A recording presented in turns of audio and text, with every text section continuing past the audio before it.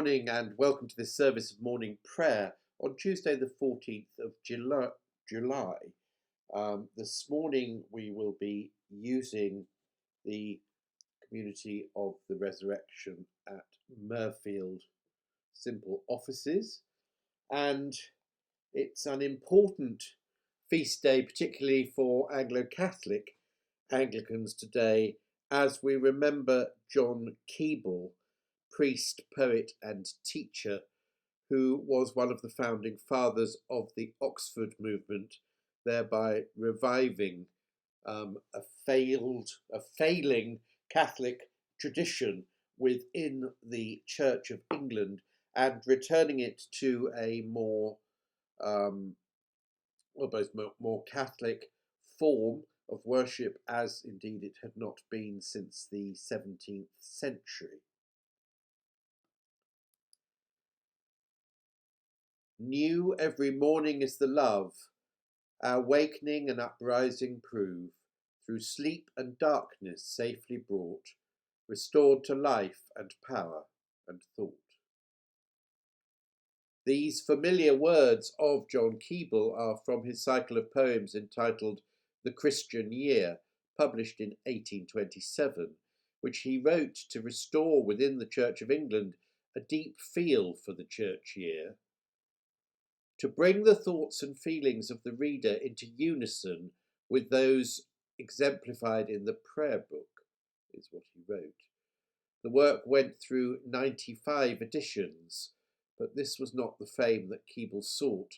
His consuming desire was to be a faithful pastor who finds his fulfilment in daily services, confirmation classes, visits to village schools, and a voluminous correspondence with those seeking spiritual counsel. He was indeed a modest man and not the revolutionary that one might imagine. He was born at the end of the 18th century in 1792 in Fairford, Gloucestershire, and received his early education in his father's vicarage. At 14 he won a scholarship to Oxford, and after a brilliant career at Corpus Christi College, he was elected to one of the much coveted fellowships of Oriel College, having graduated from his college with highest honours. In 1815 he was ordained deacon, and in 1816 presbyter.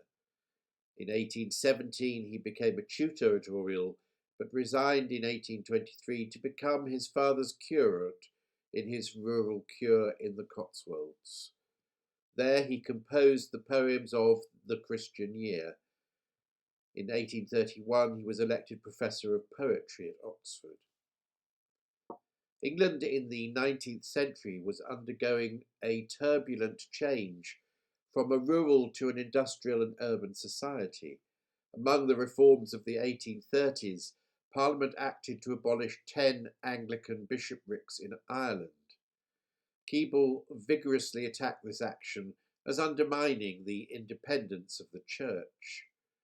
His Assizes sermon of July the 14th, 1834, and from whence we get his feast day, preached at the opening of the court term before the university, denouncing this national apostasy, and was the spark that ignited the Oxford movement. Those drawn to the movement began to publish a series of tracts for the Times, hence the popular term Tractarians, which sought to recall the Church to its ancient sacramental heritage. John Henry Newman was the intellectual leader of the movement. Edward Bouvier Pusey was the prophet of its devotional life, and John Keble was its pastoral inspiration. In 1836, he became vicar of Hursley near Winchester, where he settled down to family life and remained as a pastor and priest until his life's end. Though bitterly attacked, Keble's loyalty to the Church was unwavering. Within 3 years of his death, John Keble College was established at Oxford to give an education in strict fidelity to the Church of England. For Keble, this would have meant dedication to learning in order to live more nearly as we pray. And so we remember John Keble today. In the name of the Father, and of the Son, and of the Holy Spirit. Amen. I'm afraid no hymn again from me today, as I'm rather too bunged up. O Lord, open our lips, and our mouths shall proclaim your praise. Psalm 70. Be pleased, O Lord, to deliver me. O Lord, make haste to help me. Let those who seek my life be ashamed and altogether dismayed. Let those who take pleasure in my misfortune draw back and be disgraced. Let those who say to me, "Aha!" and gloat over me turn back, because they are ashamed. Let all who seek you rejoice and be glad in you. Let those who love your salvation say forever, "Great is the Lord." But as for me, I am poor and needy. Come to me speedily, O God. You are my helper and my deliverer. O Lord, do not tarry. Glory to the Father, and to the Son, and to the Holy Spirit, as it was in the beginning, is now, and shall be for ever. Amen. And so, a canticle from Wisdom.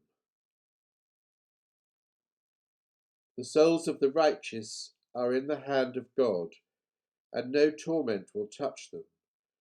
In the eyes of the foolish they seem to have died, and their departure was thought to be an affliction, and their going from us to be their destruction. But they are at peace. For though in the sight of men they were punished, their hope is full of immortality. Having been disciplined a little, they will receive great good,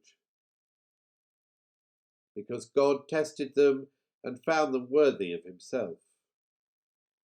Like gold in the furnace he tried them, and like a burnt offering he accepted them.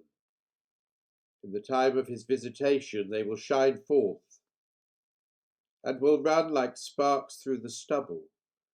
They will govern nations and rule over peoples, and the Lord will reign over them forever.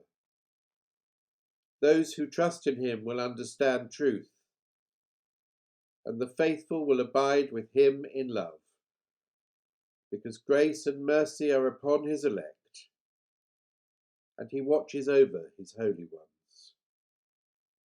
Glory be to the Father, and to the Son, and to the Holy Spirit, as it was in the beginning, is now, and shall be forever. Amen. And today's New Testament reading is taken from the Gospel according to St. Matthew, chapter 4, starting at the first verse. Then Jesus was led up by the Spirit into the wilderness to be tempted by the devil. And he fasted 40 days and 40 nights, and afterward he was hungry. And the tempter came to him and said, "If you are the Son of God, command these stones to become loaves of bread." But he answered, "It is written, man shall not live by bread alone, but by every word that proceeds from the mouth of God." Then the devil took him to the holy city and set him on the pinnacle of the temple and said to him, "If you are the Son of God, throw yourself down, for it is written, he will give his angels charge of you, and on their hands they will bear you up, lest you strike your foot against a stone." Jesus said to him, "Again it is written, you shall not tempt the Lord your God." Again the devil took him to a very high mountain and showed him all the kingdoms of the world and the glory of them. And he said to him, "All this I will give you, if you will fall down and worship me." Then Jesus said to him, "Begone, Satan, for it is written, you shall worship the Lord your God, and him only shall you serve." Then the devil left him, and behold, angels came and ministered to him. This is the word of the Lord. Thanks be to God. And so, if you have a copy available in front of you, we now say together the Benedictus.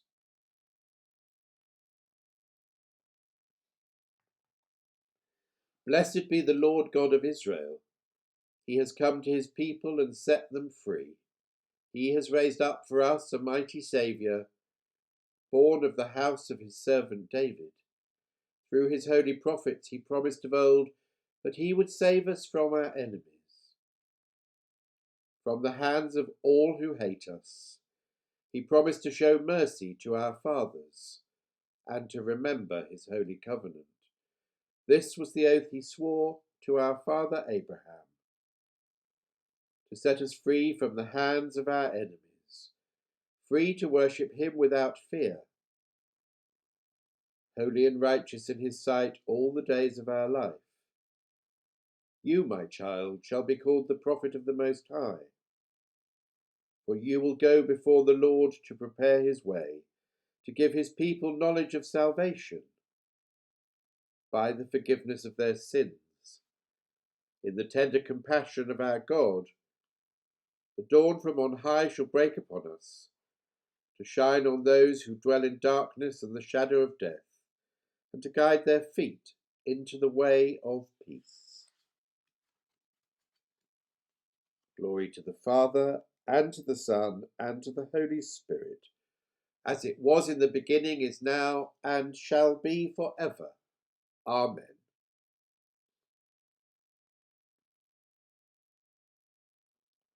Almighty and everlasting God, by whose Spirit the whole body of the Church is governed and sanctified, hear our prayer which we offer for all your faithful people, that each in their vocation and ministry may serve you in holiness and truth, to the glory of your name, through our Lord and Saviour, Jesus Christ. Amen.